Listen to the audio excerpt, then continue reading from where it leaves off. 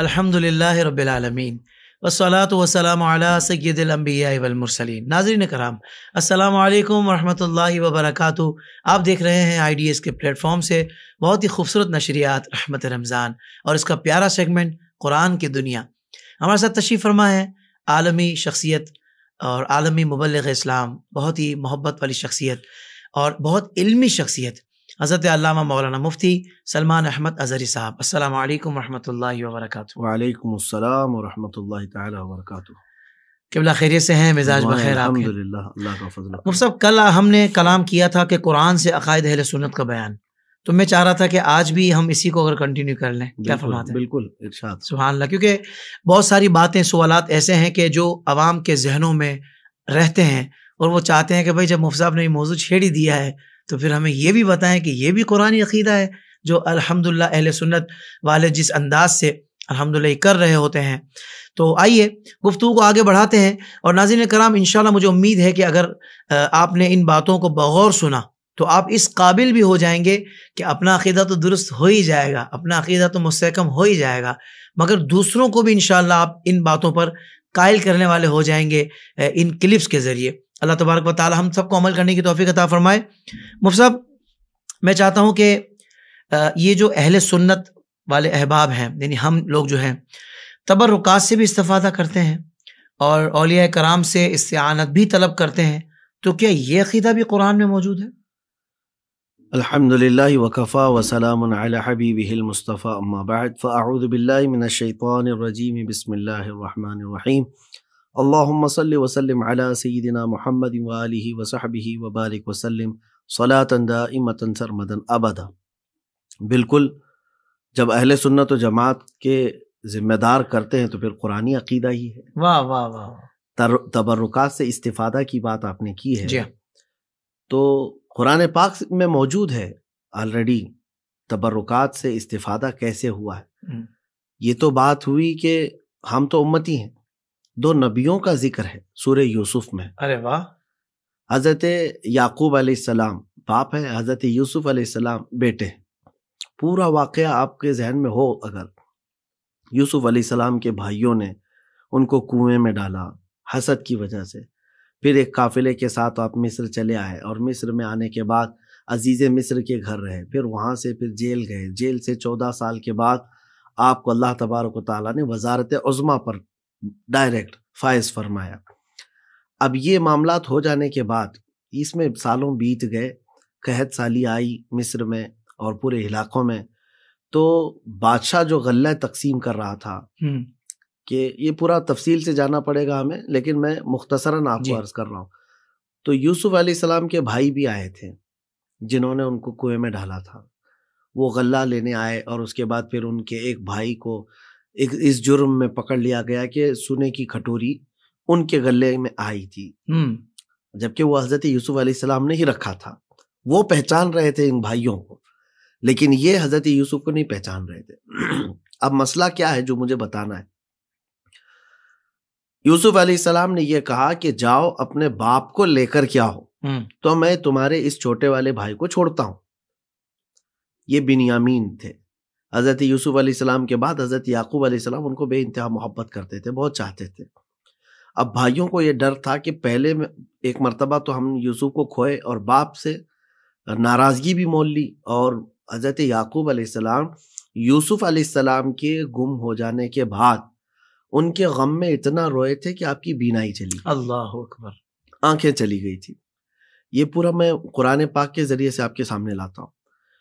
تو اب ان بھائیوں کو یوسف علیہ السلام نے جب کہا کہ اپنے باپ کو لے آؤ، تو انہوں نے کہا کہ نہیں، وہ تو معذور ہیں، عمر ہو گئی ہے، آنکھیں نہیں ہیں۔ تب کیا کہا حضرت یوسف علیہ السلام نے؟ اس طرح سے لاؤ، اس طرح سے لاؤ، کچھ نہیں، بلکہ اپنا جبہ اتار کر کے دیا کہ یہ لے جاؤ اور جا کر کے اپنے باپ کے چہرے پر یہ جبہ ڈال دینا۔ یہ 10 بھائیوں نے، یہ قرآن میں موجود ہے، 13ویں پارے میں موجود ہے۔ واہ واہ واہ۔ اب یہ لوگ یہاں سے جبہ لے کر کے نکلتے ہیں۔ اب یہاں پر مجھے وہ بھی بتانی پڑے گی نبی کی طاقت بھی کیا ہے۔ کیا بات ہے، واہ واہ۔ ہاں، کہ سورہ یوسف میں رب تعالیٰ فرماتا ہے وَلَمَّا فَصَلَتِ الْعِيرُ قَالَ أَبُوهُمْ إِنِّي لَأَجِدُ رِيعَ يُوسُف۔ ابھی وہ بھائی جو ہے درمیان راستے میں تھے یا گھر پہنچنے والے تھے، یعقوب علیہ السلام گھر میں بے چین ہو گئے اور کہنے لگے کہ مجھے یوسف کی خوشبو آ رہی ہے. ہائے ہائے ہائے، واہ واہ واہ. اس جبے کی خوشبو آ رہی تھی. اچھا آ گئے، جب گھر پہنچ گئے تو اب قرآن کو سنیے. فلما ان جاء البشیر القاہ علی وجہہ فارتد بصیرا. جب یہ لوگ آئے تو حضرت یوسف علیہ السلام کا وہ جبہ القاہ علی وجہہ، یعقوب علیہ السلام کے چہرے پر انہوں نے ڈالا تو ہوا کیا؟ آپ کی بینائی واپس آ گئی. سبحان اللہ سبحان اللہ. فرتد بصیرا، قرآن کہہ رہا ہے بینائی واپس آ گئی. تو اب مجھے بتائیے کس کا جبہ ہے؟ یوسف علیہ السلام جی.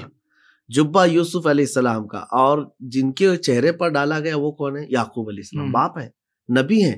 نبی ہیں. ایک نبی کا جبہ دوسرے نبی کو فائدہ دے سکتا ہے، کیا کہنے. تو پھر نبی کے تبرکات امتی کو کیوں نہیں فائدہ دے سکتے؟ کیا بات ہے مفتی صاحب، سبحان اللہ سبحان اللہ. تبرکات سے استفادہ تو قرآن پاک میں موجود ہے. سبحان اللہ سبحان تو اللہ. یہ عقیدہ جو ہے قرآنی عقیدہ ہے اور اہل سنت و جماعت کا ہے کہ جو رسول کریم صلی اللہ تعالی علیہ وسلم سے ریلیٹڈ چیز ہو یا اللہ تبارک و تعالیٰ کے محبوبوں سے متعلق چیز ہو، ہم اس تبرک سے استفادہ کرتے ہیں.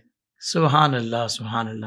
تو مفتی صاحب یہ ارشاد فرمائیے کہ اولیاء اللہ سے جو استعانت کی جاتی ہے، مدد طلب کی جاتی ہے، تو اس کا بھی ثبوت قرآن میں موجود ہے؟ دیکھیں، اگر اس سے مراد آپ یہ کہتے ہیں مدد کے متعلق، یہاں گمراہ کرنے کے لیے یہ چیزیں بھی یعنی باطل جماعتوں نے ایک شوشہ چھوڑا ہوا ہے. اہل سنت و جماعت اللہ کے سوا دوسروں سے مانگتے ہیں اور اس پر وہ یہ بات لے کر کے آتے ہیں ایاک نعبد و ایاک نستعین، جی، کہ ہم تو تیری عبادت کرتے ہیں اور تجھ سے ہی مدد. قرآن میں تو یہ آیا ہے، یہی آیا اور آپ جو ہے نا وہ اولیاء اللہ سے مانگ رہے ہیں.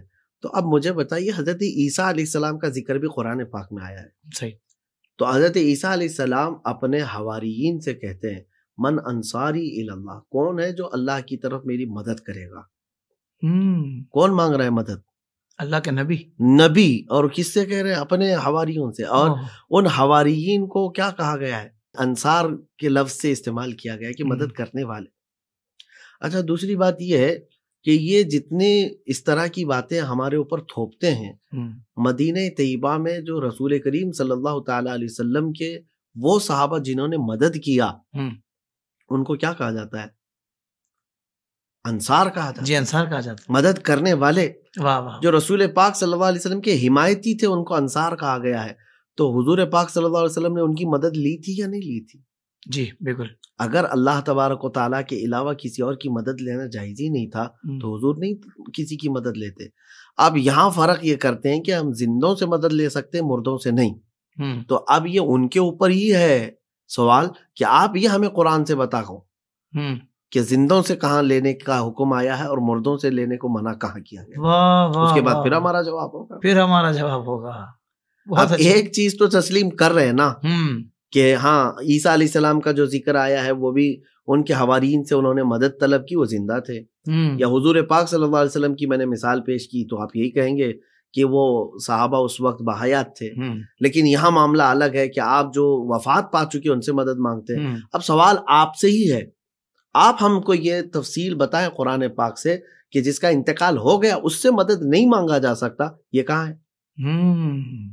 اور جو زندہ ہے صرف اسی سے مدد مانگی جا سکتی ہے، یہ بھی کہاں ہے؟ جب اللہ تبارک و تعالیٰ کے سوا کسی سے مدد مانگنا اس نیت سے کہ یہ اللہ کا محبوب ہے، خدا نہیں ہے. واہ واہ واہ. اللہ کا محبوب ہے، خدا نہیں ہے. اللہ کی دی ہوئی طاقتیں، اللہ تعالیٰ کی دی ہوئے تصرفات سے ہماری مدد کرے گا، تو اس نیت سے تو مدد طلب کر سکتا ہے. واہ واہ واہ واہ. سبحان اللہ سبحان اللہ. علامہ صاحب دیکھیں یہاں پر پھر یہ والی بات آتی ہے، لوگ یہ بھی کہتے ہیں کہ کیا اللہ تبارک و تعالیٰ ڈائریکٹ نہیں دے سکتا، بغیر وسیلے کے نہیں دے سکتا؟ اور ہم کہتے ہیں یقیناً دے سکتا ہے. جی. پر اصل سوال تو یہ ہے کہ وہ دیتا ہے یا نہیں دیتا، اور وسیلے کے بغیر کیسا دیتا ہے، وسیلے کے ساتھ پھر کیا نوازشات ہوتی ہیں. دیکھیں اللہ تبارک و تعالیٰ کے متعلق تو ہم عقیدہ یہی رکھتے ہیں کہ رب تبارک و تعالیٰ اپنے اوامر میں، اپنے احکامات میں کسی کا محتاج نہیں. بے شک سبحان اللہ. اہل سنت و جماعت کا عقیدہ یہ. ہم نے آج تک کبھی بھی یہ نہیں کہا کہ اللہ تعالیٰ کی بارگاہ میں مانگنے کے لیے وسیلہ واجب ہے یا فرض ہے. بہت اچھے. واجب و فرض نہیں ہے. دیکھیں رب تبارک و تعالیٰ کو منانے کے لیے یہ وسیلہ ہے. حالانکہ قرآن پاک میں رب تعالیٰ نے فرمایا ادعونی استجب لکم، تم مجھے پکارو میں جواب دوں گا. اور اللہ تعالیٰ نے یہ بھی فرمایا اذا سألک عبادی عنی فانی قریب اجیب دعوت الداعی اذا دعانی. قرآن میں اللہ نے یہ بھی فرمایا امن یجیب المضطر اذا دعاہ ویکشف السوء ویجعلکم خلفاء الارض. کون ہے جو بے چینوں کی سنتا ہے ان کو جواب دیتا ہے؟ وہ اللہ ہے، اللہ کے سوا کوئی ہے. لیکن اب یہاں وسیلے کی بات آپ نے چھیڑ دی ہے، اور پھر یہ بھی بلیم ہمارے اوپر ہے کہ اہل سنت و جماعت یہ مانتے ہیں کہ بغیر وسیلے کی دعا ہوتی ہی نہیں. یہ غلط ہے، الزام ہے.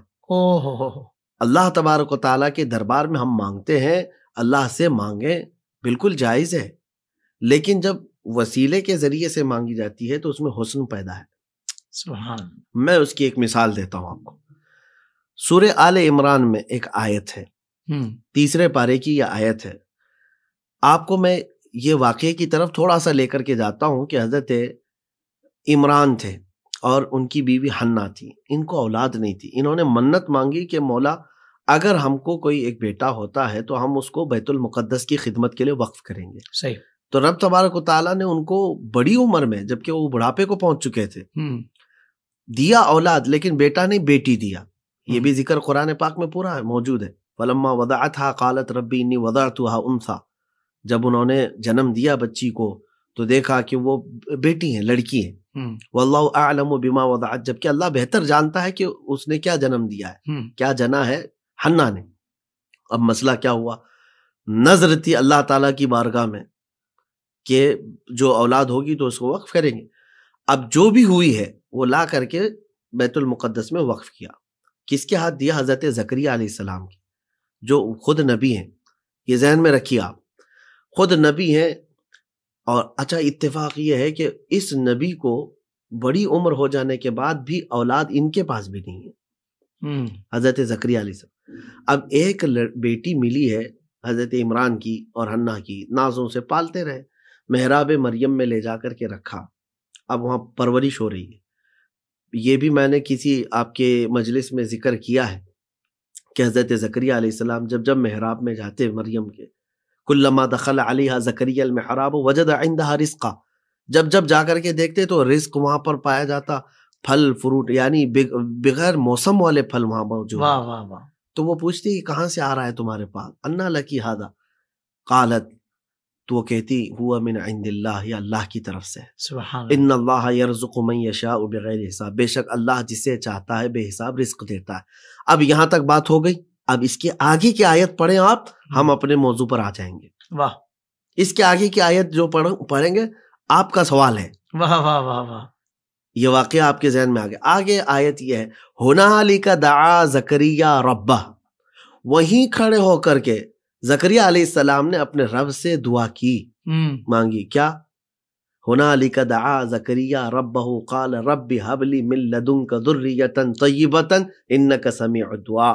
اے مولا مجھے بھی تو نیک اولاد دے دے، مجھے نیک اولاد دے دے، بے شک تو دعاؤں کو سننے والا ہے. اب سوال یہ پیدا ہوتا ہے، زکریہ علیہ السلام اللہ کے نبی، اللہ کے نبی، اور پوری مسجد بیت المقدس، واہ واہ واہ. لیکن ذکر قرآن میں ہنالک، جہاں بی بی مریم بیٹھی تھی وہاں کھڑے ہو کر کے دعا کیا.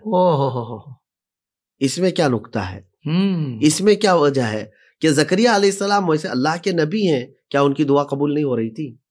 اللہ. کیا وہ براہ راست رب تبارک و تعالیٰ کی بارگاہ میں اپنی ہی محراب میں کھڑے ہو کر کے نہیں مانگتے؟ تو یہ قرآن کی آیت یہ بتا رہی ہے کہ جہاں اللہ کے محبوب ہوتے ہیں وہ جگہ بھی مستجاب ہوتی ہے. کیا کہنے ہیں مفتی صاحب، سبحان اللہ. کی قبولیت کے لیے سبحان اللہ. تو آپ جیسے وسیلے کے متعلق بات کر رہے ہیں، جگہوں کا بھی بڑا اہم رول ہے. واہ واہ واہ واہ. جو جگہ اللہ تبارک و تعالیٰ کے اولیاء بیٹھے ہوں، محبوب بیٹھے ہوں، وہ جگہ بھی اتنی مقدس ہے کہ وہاں کھڑے ہو کر کے دعا کریں تو قبول ہوتی ہے. تو پھر ان لوگوں کی ذات سے وسیلہ لے کر کے دعا کی جائے تو کیا رب تبارک و تعالیٰ کی بارگاہ میں اس کا کوئی مقام نہیں ہے؟ اللہ اکبر. آپ نے مقام کی بات کی تو مجھے مقام ابراہیم بھی یاد آ گیا. ہاں بالکل، یہاں پر بھی بات ہے. اچھا، مقام ابراہیم کی بات آپ نے چھیڑی ہے تو اب یہ بھی ذکر کرنا ہے کہ وَاتَّخِذُوا مِن مَّقَامِ إِبْرَاهِيمَ مُصَلًّى. آیت ہے کہ مقام ابراہیم کو تم اپنی نماز کی جگہ بناؤ. اب دیکھیے حکیم الامت نے اس پہ کیا بہترین نقطہ بیان فرمایا. کس وجہ سے اس ایک پتھر کے پاس تمہیں 2 رکعت پڑھنے کا حکم دیا گیا؟ اس لیے کہ اس پر کھڑے ہو کر کے ابراہیم علیہ السلام نے خانہ کعبہ کی تعمیر کی. اس پر حضرت ابراہیم علیہ السلام کے قدموں کے 2 نشان ہیں؟ جی نہیں، بلکہ وہ فرماتے ہیں اس وجہ سے کہ اس پر کھڑے ہو کر کے ابراہیم علیہ السلام نے ہمارے نبی کو مانگا تھا، اے ہمارے رب ان میں سے ایک ایسا رسول بھیج جو تیری آیتیں تلاوت کرتا ہو، ان کے دلوں کو پاک کرتا اور انہیں کتاب و حکمت سکھاتا ہو. واہ واہ. اور ابراہیم علیہ السلام کی دعا وہاں قبول ہوئی، اس پتھر پر دعا قبول ہوئی. تبھی تو میرے آقا صلی اللہ علیہ وسلم نے فرمایا انا دعوت ابی ابراہیم و بشارت عیسیٰ، میں میرے باپ ابراہیم کی دعا کا نتیجہ ہوں. اللہ اکبر. تو اللہ کے نبی ہمارے آقا و مولا محمد الرسول اللہ صلی اللہ علیہ وسلم کو جس جگہ کھڑے ہو کر حضرت ابراہیم علیہ السلام نے مانگا تھا وہ پتھر افضل ہے. وہ پتھر افضل ہے جہاں پر سارے لوگوں سے کہا جاتا ہے کہ 2 رکعت وہاں پر پڑھ کے جاؤ طواف کے بعد مقام ابراہیم. وہاں کوئی نہیں روکتا حضرت. وہاں کیوں روکیں گے؟ نفل پڑھنے سے. یہ ارکان میں سے آ گئے. یہاں کیوں پڑھ رہے ہو آپ؟ وہاں پیچھے پڑھ لو، کہیں اور پڑھ لو. نہیں، وہاں مان رہے ہیں بالکل ہے، مگر دوسری جگہ انکار کر رہے ہیں اسی معاملے کا. یہ ایک عجیب سی منافقت کی چال ہے. جی اگر دل کے اندر احساس ہو تو وہ سمجھ جائیں گے کہ اللہ تبارک و تعالیٰ کے محبوبوں کو جہاں اس نے رکھا ہے وہ جگہیں بھی مقدس ہیں، معتبر ہیں. دیکھیں حضرت بی بی ہاجرہ دوڑ لگائی تھی لیکن اللہ تعالیٰ کے ہاں وہ ادا پسند آئی. تو اب ہر آنے والے حاجی کو دوڑایا جا رہا ہے. کیا بات ہے. آج تو آپ کبھی عمرہ کیے ہوں گے، حج کیے ہوں گے، بہت ہوئے ہوں گے الحمدللہ. بی بی ہاجرہ جو دوڑ لگائی تھی تو وہ تو اپنے بیٹے کے پانی کی پیاس کو بجھانے کے لیے. اب تمہارا کون سا بیٹا بھی لگ رہا ہے؟ آپ تو پانی پی کے دوڑ لگا رہے ہیں. پانی پی کے، ہاتھ میں پانی لے کے دوڑ لگا رہے ہیں. پتہ ہی چلا ہے کہ فقط محبوبوں کی ادائیں ہیں وہ. تو رب تبارک و تعالیٰ کی بارگاہ میں یہ مقام رکھتی ہیں.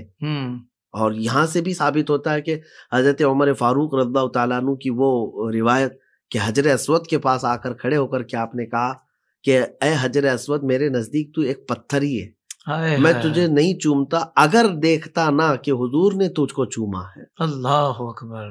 میرے آقا صلی اللہ تعالیٰ علیہ وسلم نے اپنے لب تجھے لگائے ہیں اس لیے میں بھی تجھے چوم رہا ہوں. یہ کیا ہے؟ یہ ساری باتیں، یہ تبرکات سے استفادہ، یعنی اہل اللہ سے نسبت رکھنے والی چیزوں کا احترام. یہ ساری چیزیں عقائد اہل سنت و جماعت سے ہے، معمولات اہل سنت و جماعت سے جو کہ قرآن و حدیث سے ہے. سبحان اللہ سبحان اللہ. یعنی مطلب یہ ہوا حضرت کہ جو دین ہے وہ نبی پاک صلی اللہ علیہ وسلم سے محبت کا نام ہے. بالکل. نبی پاک صلی اللہ علیہ وسلم سے جس چیز کو نسبت ہو جائے اس کی جو جتنی حیا اور ادب کر گیا وہ اتنا اپنی جھولیوں کو بھر کر جائے گا. بالکل بالکل. سبحان اللہ. یعنی ہمارے ہر معاملہ جڑا ہوا ہے نبی پاک صلی اللہ علیہ وسلم کی نسبت سے. بالکل بالکل. اچھا حضرت، یہ آج بات چل رہی ہے تو ذہن میں باتیں آ رہی ہیں، میں نے کہا چلے ساری باتیں آج پوچھ لی جائیں اس حوالے سے کہ اہل سنت والے احباب، یعنی ہم لوگ جب کھڑے ہو کر صلاۃ والسلام پڑھتے ہیں تو اس پر بھی لوگ اعتراض کرتے ہیں کہ یار یہ کھڑے ہو کر سلام کیوں پڑھ رہے ہو، یہ کہاں لکھا ہوا ہے. تو میں چاہوں گا آج یہ بھی بتا دیں کہ اس کا بھی ثبوت قرآن پاک سے. سب سے پہلی چیز تو ان سے خود ہی پوچھ لیں کہ ہم کو اب پڑھنا کیسا وہ تو بتاؤ. ہاں، پھر ہم پوچھیں گے کہاں لکھا ہوا ہے. کہاں لکھا ہے؟ اگر وہ کہتے ہیں بیٹھ کر کے تو کہو کہاں ہے بیٹھ کر کے، سو کر کے تو وہ کہاں ہے قرآن پاک میں. اللہ. سلام پڑھنے کا مطلق حکم آیا ہے، ان اللہ و ملائکتہ یصلون علی النبی. اس کے بعد حکم ہے یا ایھا الذین آمنوا صلوا علیہ وسلموا تسلیما. اے ایمان والو اس رسول پر خوب درود بھیجو اور سلام بھیجو. اس پوری آیت میں نہ کھڑے ہونے کا ذکر ہے، نہ بیٹھنے کا اور نہ سونے کا، نہ ٹائم کا، نہ وقت کا. اللہ اکبر. تمہیں جس انداز سے چاہے اس رسول رحمت صلی اللہ علیہ وسلم پر درود بھیجو، سلام بھیجو. اچھا، اب یہاں پر آپ کے اس سوال کے ساتھ اور بھی میں لگا دوں، کیونکہ ہماری فیلڈ ہی یہ ہے کہ روز یہ چیزیں آتی رہتی ہیں. اللہ اکبر. کہ ان کے چھوڑے ہوئے سوالات یا شوشاجات جو ہمارے نوجوانوں کے دلوں میں اور ان کے ذہنوں میں کھلبلی مچاتے رہتے ہیں. حالانکہ کوئی بڑی چیزیں نہیں ہیں. ہمارا نوجوان اگر پڑھ لکھ لے، کچھ عقائد کو اور معمولات کو سمجھ لے، علم سے یہ دوستی بھی نہیں کرتا اور پھر ان کے لائے ہوئے سوالات کو بہت بڑا ہوا بنا کر کے لے کے آتا ہے. پڑھا لکھا ہو تو وہ تو یوں چٹکی میں نکال دے گا کہ حضور پاک صلی اللہ تعالیٰ علیہ وسلم کے. اب میں آپ کو بتاتا ہوں، ایک ہمارا شاگرد ہی ہے تو رسول کریم صلی اللہ تعالیٰ علیہ وسلم کے دربار میں ان کی حاضری تھی، تو وہ ہاتھ باندھ کر کے سلام پیش کر رہا تھا. تو ظاہر سی بات ہے جن کو تکلیف ہے، پیٹ میں مروڑ ہے، درد ہے، آئے اور کہا کہ ہاتھ چھوڑو، ہاتھ نکالو، ہاتھ نکالو اور سلام، تم کو سلام پڑھنا ہے نا، سلام پڑھو، سلام کرنا ہے، سلام کرو. تو اس نے ہاتھ چھوڑا اور کہا کہ باندھنے کو کیوں منع کیا تم نے؟ کہا کہ نہیں، وہ تو عبادت کی کیفیت ہے، نماز کی کیفیت ہے. نماز کی کیفیت رسول کے لیے تم کیسے کر سکتے ہو؟ تو سوال یہ عام نوجوان کے لیے تو بڑا وہ ہے.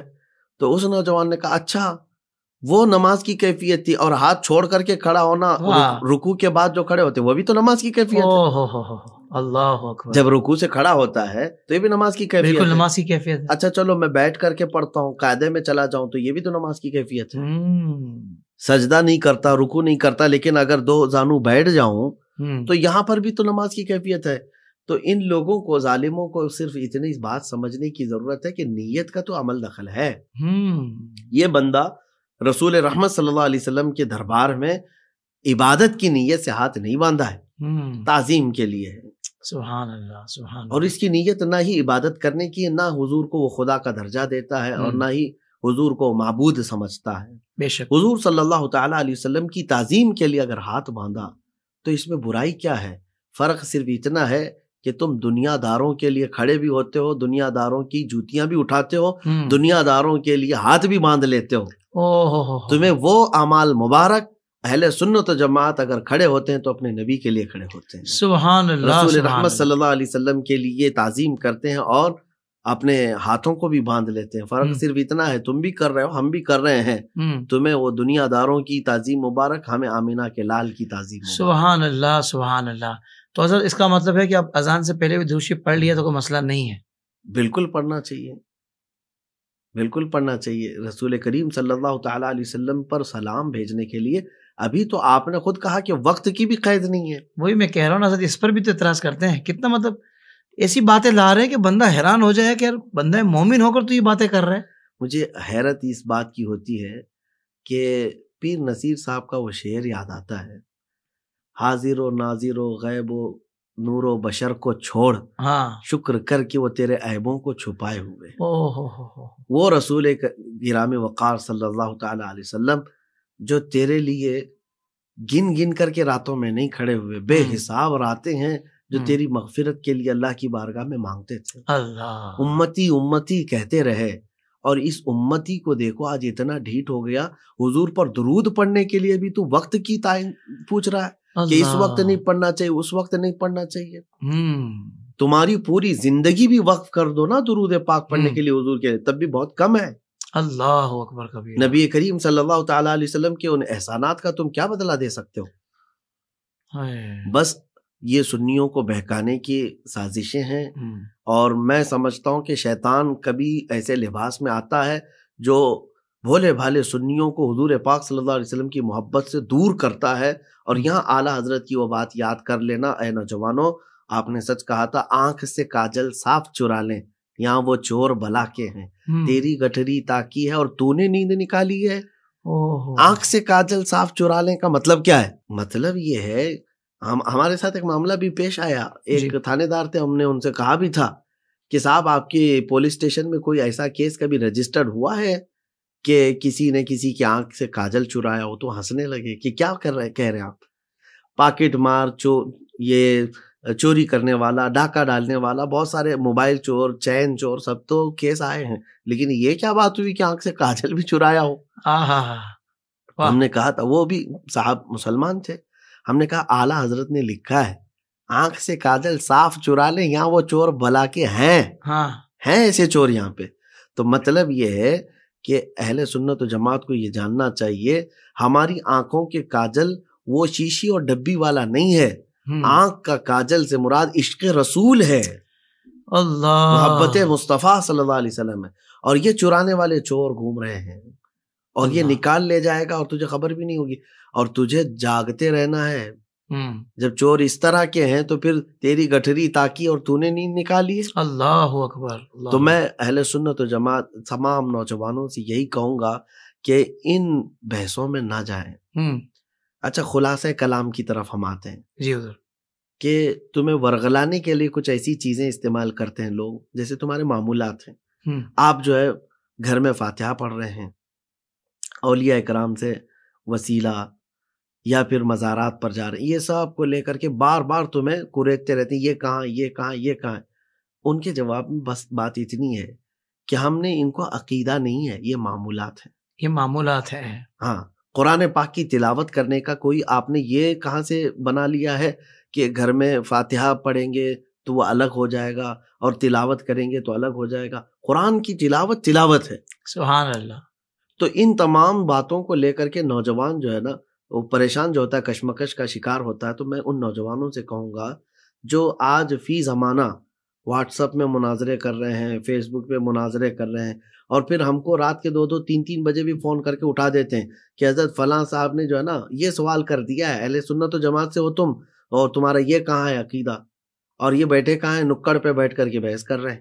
اللہ، میں ان نوجوانوں سے کہتا ہوں جو مناظر ہیں، زیادہ مناظرے کرنے کا شوق ہے تو پورے اصولی عالم بن جاؤ، پورے کے پورے بن جاؤ بھائی، بغیر ڈاکٹری کیے ہوئے سرجری اچھی چیز نہیں ہے۔ بہت اچھے، واہ واہ واہ۔ اگر آپ کسان کو ڈاکٹر یعنی آپریشن تھیٹر میں کھڑا کر دیں گے تو وہ اپنے پھاوڑے سے تو پھر پیٹ ہی پھاڑے گا، آپریشن نہیں کرے گا۔ تو جس کی جو فیلڈ ہے وہ کرنا چاہیے۔ نوجوانوں، آپ تمہاری فیلڈ یہ نہیں ہے کہ تم حاضر و ناظر پر بحث کی جوابات دو، علم غیب کے متعلق اور یہ تمام۔ اگر علم ہے تو ٹھیک ہے، علم حاصل کرو، اور ان تمام چیزوں کو آج جو ورغلانے کے لیے چیزیں لائی جا رہی ہیں اس زمانے میں نوجوانوں سے یہ کہتا ہوں کہ تم فرض اور واجب سیکھ لو، حرام ناجائز سیکھ لو، کفر اور ایمان سیکھ لو، اسی پر تمہاری زندگی مکمل ہو جائے گی۔ واہ واہ واہ واہ واہ، کمال کمال۔ جو چیزیں تمہاری ضروریات ہیں زندگی کی وہ تو سیکھتے نہیں، تو باقی دوسری باتوں کی طرف تم چل پڑتے ہو، اور بلکہ اب تو ایسا ہوا کہ فروعیات میں بھی بہت سارے لوگ اپنے آپ کو اس طرح سے مصروف کر کے رکھے ہیں کہ وہ اصول کی طرف نہیں آتے۔ اللہ اکبر۔ حلال حرام سیکھو، ناجائز اور حرام کیا ہے، حلال و حرام، فرض اور واجب تمہارے لیے کیا ہے، کفر و شرک کیا، ایمان کیا ہے، یہ چیزیں سیکھ لے گا تو وہ اپنی زندگی نکال لے جائے۔ مفتی صاحب، ایک بندے نے بڑی خوبصورت بات کہی کہ بھائی جس صحبت میں آپ بیٹھ رہے ہیں، جن کو آپ بظاہر دینی احباب سمجھ رہے ہیں، ان کی مجلس میں بیٹھ کر خالی اس بات پہ غور کر لو کہ وہ جو باتیں چاہے وہ قرآن سے بتاتے ہوں یا حدیث طیبہ سے بتاتے ہوں، ان کو سن کر حضور کی محبت بڑھ رہی ہے یا کم ہو رہی ہے۔ بالکل۔ ایک بندے کو کسی نے پکڑ لیا، اس نے کہا یار تم جب بات کرتے ہو یہی کہتے ہو کہ بھائی ان کے پاس یہ نہیں ہے، حضور کے پاس یہ اختیار نہیں ہے۔ بولا یار ہمیں ایسا محسوس ہوتا ہے کہ جیسے آپ حضور کی شان کو گھٹانے کی کوشش کر رہے ہو۔ بالکل۔ تو کہا یار کبھی آپ کے منہ سے یہ نہیں سنا کہ بھائی اللہ کے محبوب ہیں، وجہ تخلیق کائنات ہیں، وہ خالق کائنات ہے، اپنے محبوب کو رب نے اتنا نوازا ہے، کبھی یہ بات آپ کے منہ سے نہیں سنی؟ کیوں نہیں سنی؟ عداوت جب موجود ہو، کڑن موجود ہو، تو یہ منافقین کی علامت ہے۔ دیکھیں فی زمانہ ہم کسی کو براہ راست منافق کہتے نہیں ہیں، لیکن علامات نفاق یہی ہیں۔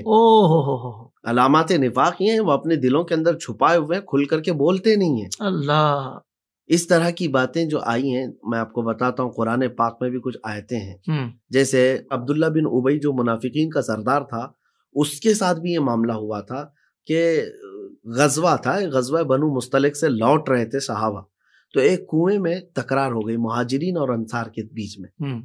وہ کنویں کے ڈول نکالنے کے معاملے میں کچھ تکرار ہو گئی، تو انصار اور مہاجرین کے درمیان یہ جب بحث ہو رہی تھی، مہاجرین کون ہے؟ جو ہجرت کر کے آئے، جی، اور انصار مدینے والے۔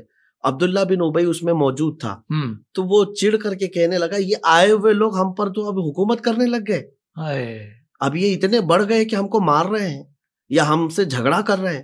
اور اس نے یہ کہا کہ ہم جائیں گے مدینے میں تو ہم عزت والے لوگ جو مل کر کے ان ذلیلوں کو نکالیں گے، لَيُخْرِجَنَّ الْأَعَزُّ مِنْهَا الْأَذَلَّ، منافقین میں سے سورہ منافقون کی آیت ہے۔ انہوں نے کہا کہ ہم ذلیلوں کو نکالیں گے۔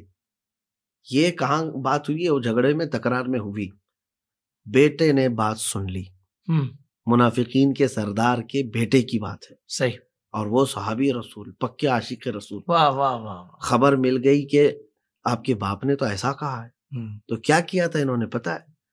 یہ مدینہ آنے سے پہلے ہی سرحد پر کھڑے ہو گئے اور اپنے باپ کا راستہ روک لیا، کہا میں تجھے مدینے میں داخل ہونے نہیں دوں گا۔ واہ واہ۔ تو نے کیسے کہا کہ رسول اللہ صلی اللہ علیہ وسلم اور مہاجرین یہ ذلیل لوگ ہیں اور ان کو تم مدینے سے نکالو گے؟ کیسے کہا تم نے؟ ہم عزت والے ہیں. تو اس نے کہا تم بیٹے ہو میرے، میری بات کو تو سمجھو. کہا کوئی بات سمجھنے کی نہیں، میں اس بات میں کوئی سمجھوتا نہیں کرتا جس میں شان رسالت میں تنقیص ہو رہی ہے. اس نے کہا میں نے رسول اللہ کو نہیں کہا ہے. کہا لیکن تم نے تو کہا جو ہجرت کر کے آئے ہوئے ہیں ان ذلیلوں کو نکالیں گے، اس میں رسول اللہ بھی ہیں. تو اب جو ہے بیٹے نے کیا کیا، راستہ روک لیا اور کہا میں جب اس وقت تک جانے نہیں دوں گا جب تک تم اس بات کو نہ تسلیم کر لو. سب آئے، باپ کو اندر مدینے آنے نہیں دے رہا ہے بیٹا. واہ واہ واہ. اور اس کے بعد باپ نے کہا کہ بتا میں کیا کہوں. بیٹے نے کہا یہ کہو کہ میں ذلیل ہوں اور رسول اللہ اور ان کے صحابہ عزت والے. واہ واہ. اعلان کرو. سبحان اللہ سبحان اللہ. باپ سے اعلان کروایا بیٹے نے. تو یہ جو واقعات میں نے صرف جھلکیاں آپ کے سامنے رکھی ہیں، یہ آج بھی موجود ہیں جو شان رسالت میں کہیں نہ کہیں شوشہ دیکھ کر کے سیند مارتے ہیں. اور ہمارے بچوں کو، ہمارے نوجوانوں کو ایسی ہی ہونا چاہیے جیسے عبداللہ بن ابی کے بیٹے یہ صحابی رسول تھے. پھر ہم یہ نہیں دیکھیں گے مجلس کہاں سجی ہوئی ہے، بول کون رہا ہے. نبی سے ہو جو بیگانہ اسے دل سے جدا کر دیں. پدر مادر برادر جانو مال ان پر فدا کر. سبحان اللہ سبحان اللہ. اللہ آپ کو جزائے خیر دے مفتی صاحب، اللہ آپ کو جزائے خیر دے. کیا کمال کی آپ نے باتیں ارشاد فرمائی ہیں.